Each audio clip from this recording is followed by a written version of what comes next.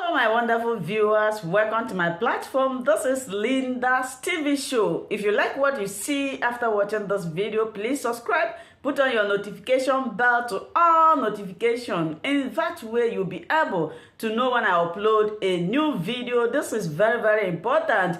In this platform, we react to all forms of videos, international and local. And every Saturday by 2 p.m., we have our interaction section where you are free to air your mind, to contribute to the happenings in our societies. Share my videos with your friends, families, and colleagues. And myself, I'll be sitting here to watch this video together with you. Then later we'll come to the comment section to talk about it. We'll write our comment in a constructive manner. As we watch this video, remember to share. The failed or fragile state indices and the rankings of Nigeria, we have been coming back precipitously from number 54 in 2005, now to number 13. We are one of the countries under the red alert list. And so it hasn't worked. The concoction hasn't worked.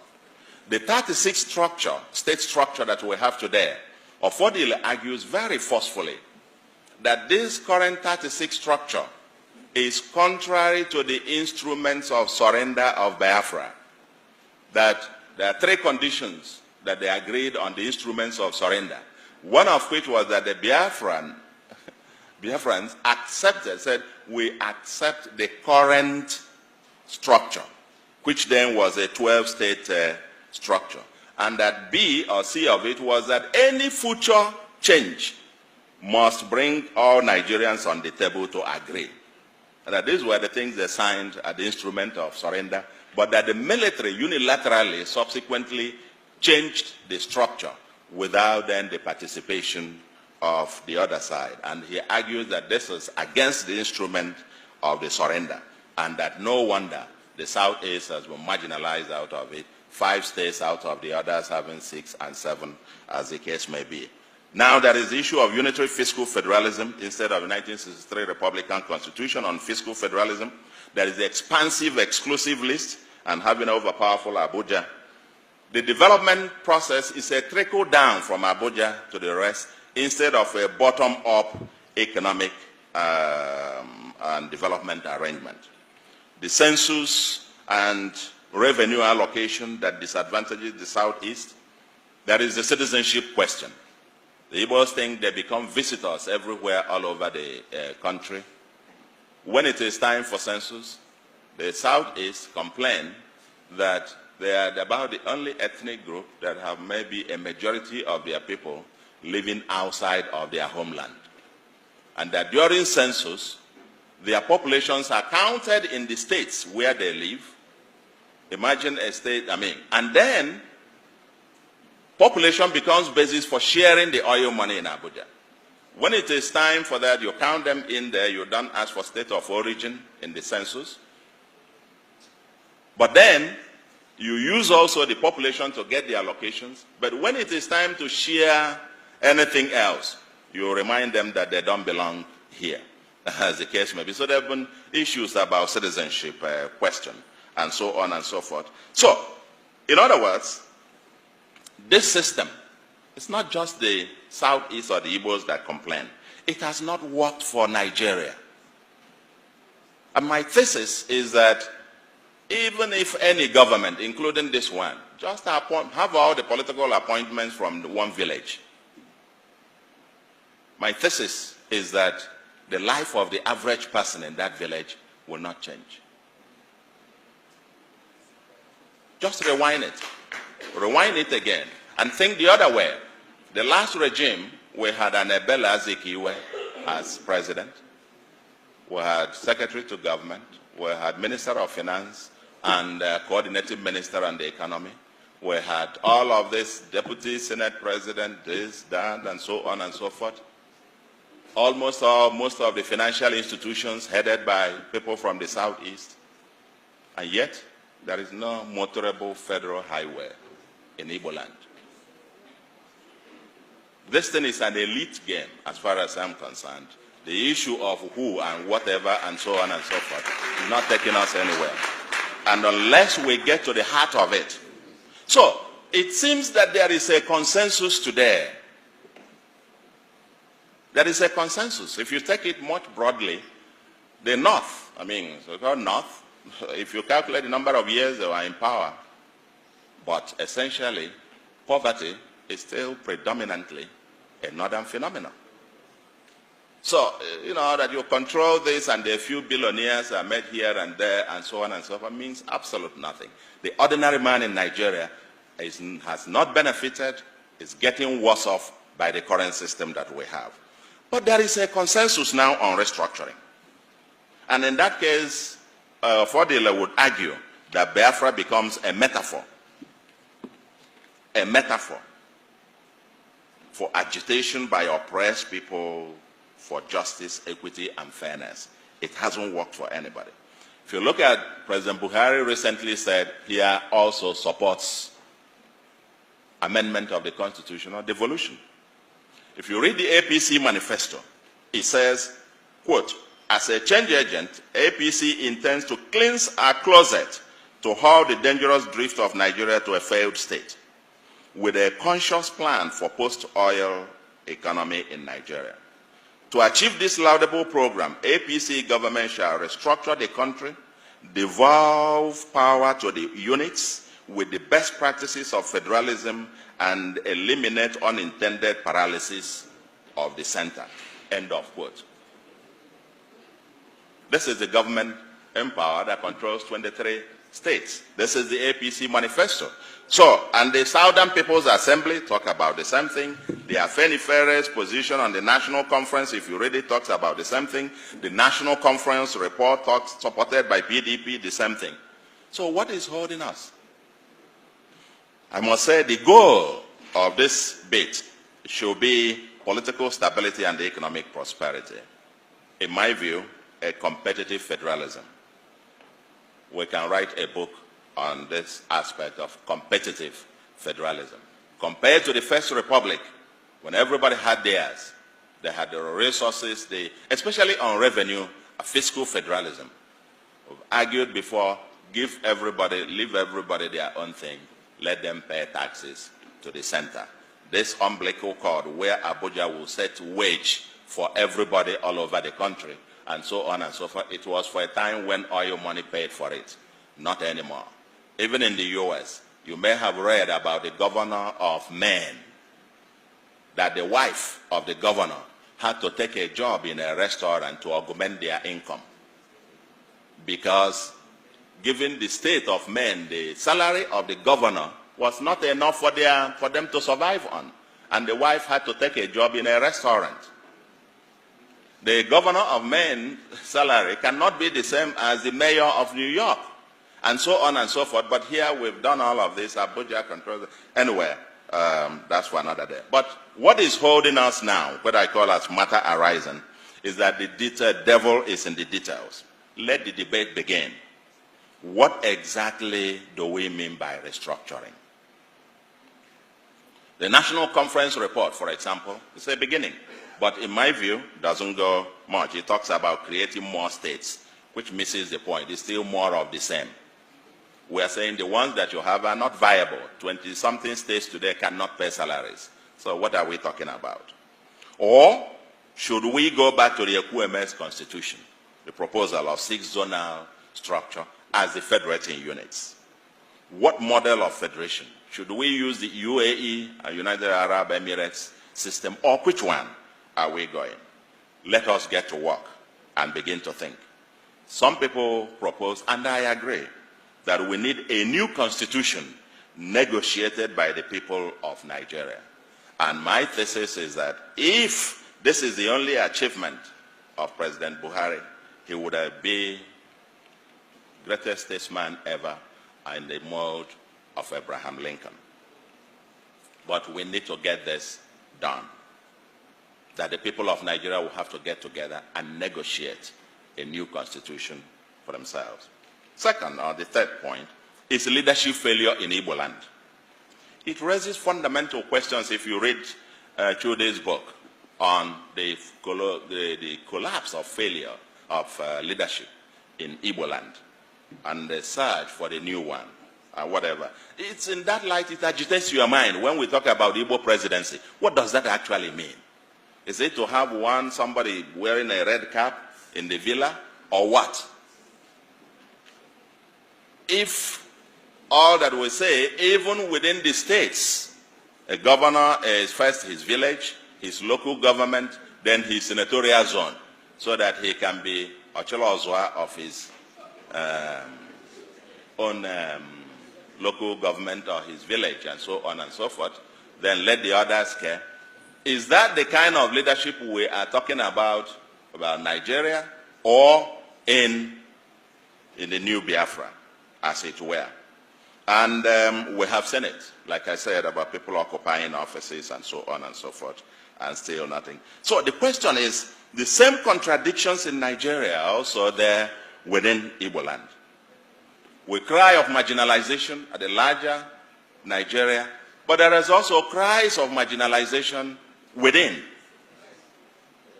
There is the identity question within. There is the citizenship and indigenship question within. How many other Igbos live in Aba and in Abia, for example?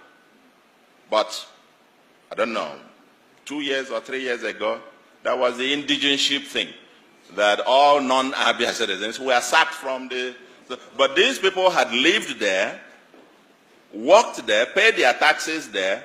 They were counted as part of Abia in the census. You collect revenue, more revenue because of them. But then, no, you can't work in there. You are not an indigent. So while we are pointing one finger there, ladies and gentlemen, look closely. The other three are saying, let's get it here. And so how can this new leadership emerge? And then of course the entry fee is very high. The fourth, the new Biafranism, and that is my last point. And let me say that Nigeria has wittingly or unwittingly dragged the Biafran issue from the periphery into the mainstream discussion. Nnamdi Kanu, in my view, threw a bait and Nigeria took it. Today, he is the most popular political prisoner and will end up either as a hero or a martyr. But to his credit, he has forced Nigeria and the world to discuss Biafra. I believe that keeping him there does not do Nigeria any good. I believe this young man should be released, and released like yesterday.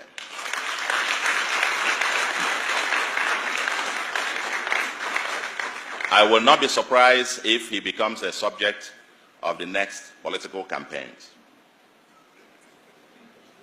Just like we dealt with Awolowo, who was convicted and imprisoned of treason, or Gowon, charged with treason, or even Ojukwu himself was forgiven, and so on and so forth. I don't want to make any predictions, but I believe we need to solve this. Because according to Ofodile, this book, quote, he said, the lesson to be learned, if anyone cares to listen, is that the detention of Nnamdi Kanu, no matter for how long, will not stop the agitation of Biafra, end of quote.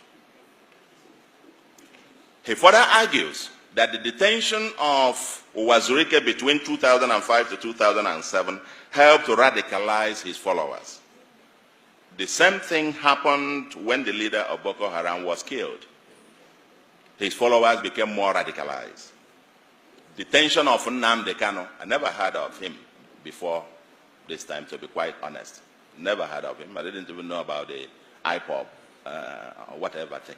Until this thing, and you now realize globally it's become an issue and it's become mainstream.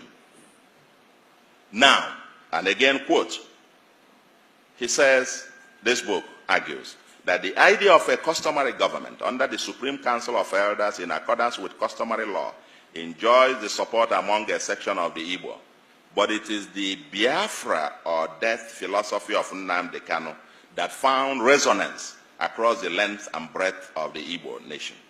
Therefore, there cannot be a resolution of the Biafran dilemma without a wholesome engagement of the Nnamdi Kanu Uche Mefo faction of IPOB.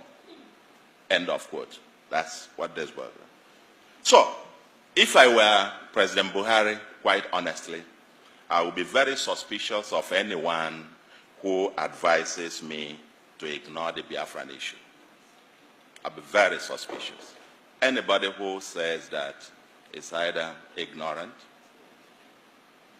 or being mischievous or quite patently doesn't mean well for the government itself. It probably wants the same government to repeat the mistakes of the past so that it could lead it down the train. We must start learning in this country. So let's talk Biafra. Where are the Igbo elite and the intelligentsia in all of this, especially those in Nigeria? It seems, as this book points out, this is being driven mostly by the Igbo intelligentsia in diaspora, the new resurgence. The new ones within, there seems to be a division, 3 classes you can identify. The ones within the mainland, and I'm shocked, and you discuss, they have a different point of view. Those in diaspora within Nigeria, so to speak, who are in Abuja and Lagos and so on and so forth, Kano, Kaduna, and so on. And an elder was asked about that, living in one of these northern states about Biafra, and they asked him, what do you think about this Biafra? He said, well, nah, I just didn't know.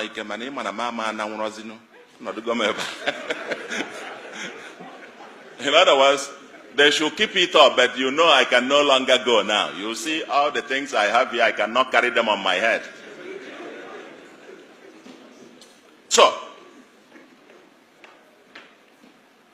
there seems to be a sense of either denial, and on one part, or people who think, no, it won't be, because we can't just imagine it. And because of some discussion that, oh, okay, if this happens, you will lose your property, you will lose that, and so on. Of course, that is untenable. I mean, I too was wrong on this, because if by any chance you have another state of Biafra, it will be the 16th state of ECOWAS. And that means you have free movement of goods and persons. But the fundamental question, the fundamental issue is that this debate is not happening. This whole thing is being driven almost in a haphazard manner. Last week, they called for, was that last week? Yeah, last week. They called for a sit at home. And even without anybody getting out or more in force and so on, I learned virtually Anambra and many other cities were completely shut down. It just tells you there is something going on.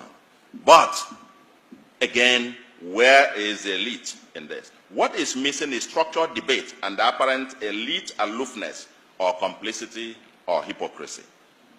Elite in denial. For the politicians who think you can just, let's use them temporarily, let's use them. Just go on, while we can then use that to negotiate for something here. I can tell you, you will create a monster that will consume you. When that inferno comes, both us, everybody else, and the kind of thing that happened in Biafra where dissent, any dissent was considered a saboteur. Okay? You might get to a point where you will be telling them, just go on, while we can negotiate here, get something for ourselves in Abuja. I can tell you, these guys are no fools. At some point, they will look at you too and know that you're actually part of the problem. And so on and so forth. So, I say, let the debate must begin. The late Dr. Pius Okibo, in this book as well, presented what the memo by late Dr. Pius Okibo presented to the Biafran government on the economic viability of Biafra. Nobody is talking about what the currency will look like. How will you fare with international trade? What kind of constitution are you talking about? And Affordile forcefully argues here that the Ahera Declaration of 1969 came too late. They had intelligentsia pushing for Biafra, but there was no organized structure. That if they had done what they did towards the end of the war at the beginning, Biafra would not have ended the way that it did. But what is shocking is people talk about this in their bedrooms and in their parlors. And then you come out and everybody is just, and so on. I'm sure it will not take long. So what I am calling is that we must, the elite, the intelligentsia, get out of the closet and let us, now that the issue, the president in New York made a point. He said there will be no referendum in Biafra. Now, and I said, my reaction to it was, oh my God. So this matter has actually gotten to the point where we are now talking whether to have referendum or not to have referendum. The moment you've reached that point, it tells you that it's only a matter of time. But who is driving the debate? The Neo-Sikhism, Neo-Biafranism, and so on and so forth.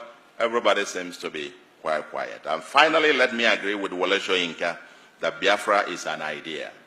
And that is what this book talks about. You can't defeat it with guns or prison cells. The only way to defeat it is to offer a counter-narrative. What should?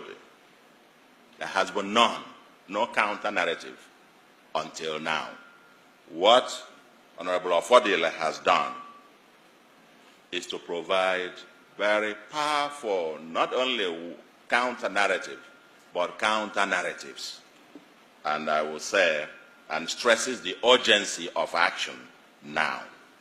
The clock is ticking, and I can only... Thank you so much for watching this video together with me. Like I said before, if it is your first time of coming across my YouTube channel and you like what I do, please subscribe, put on your notification bell, share this video, leave your comment in the comment section. You are free to criticize, but let us do it always constructively. Remain blessed. I appreciate your massive support and I love and cherish each and every one of you. Until I meet you again in my next video, for now we say bye-bye.